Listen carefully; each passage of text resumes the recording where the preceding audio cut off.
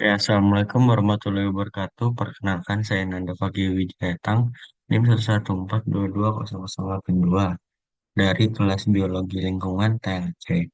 Nah, saya akan menjelaskan terkait video resume saya yang berjudul Keanekaragaman Hayati Terumbu Karang. Nah, di sini fokus saya dapat ada dua poin. Yang pertama itu ada keanekaragaman hayati dan kondisi terumbu karangnya seperti apa. Lalu ada faktor-faktornya bagaimana, dan evaluasi dari metode sampling dan analisis. Metode sampling dan analisisnya seperti apa. Nah, untuk keanekaragaman hayati dan kondisi terumbu karang yang saya kaji di resume saya, terumbu karang ini salah satu ekosistem yang memiliki keanekaragaman tertinggi di laut. Nah, untuk kondisinya dari indeks keanekaragaman sendiri eh, memiliki rentang dari rendah hingga sedang. Nah, tutupan dari karang ini di Indonesia sendiri berkisar berkisar dari 33 sampai 41% di wilayah tertentu. Nah, terus untuk faktor apa aja sih yang mempengaruhi kondisi terumbu karang tersebut?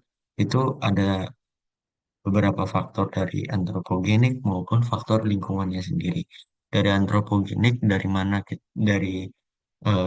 itu dari manusia sendiri, bagaimana overfishing yang dilakukan dari nelayan ataupun manusia lainnya, dan juga bagaimana aktivitas pariwisata yang tidak terkontrol.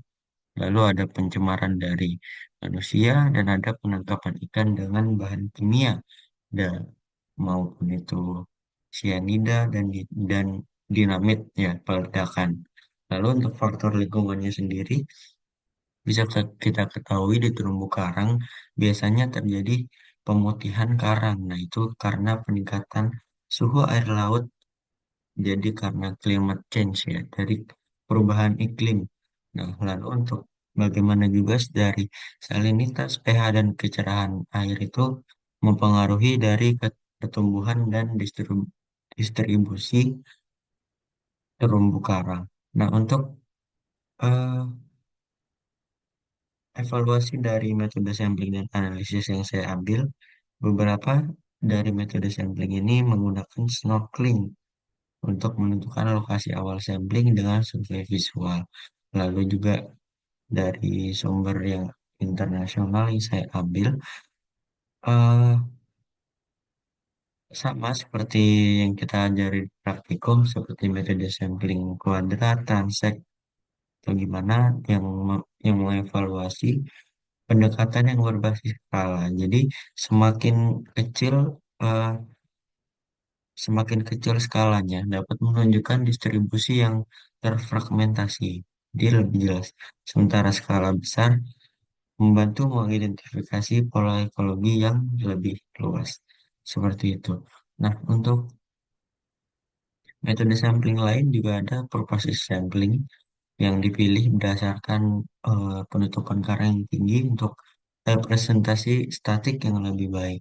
Nah, untuk metode analisisnya sendiri, seperti yang udah kita pelajari di praktikum, seperti indeks keanekaragaman, keseragaman, dan dominansi.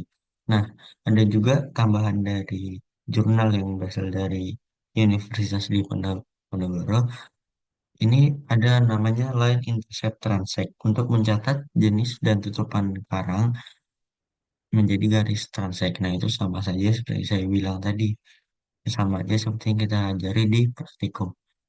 Nah, mungkin dari sekian tiga poin dari yang bisa saya jelaskan di video ini, kurang lebihnya mohon maaf.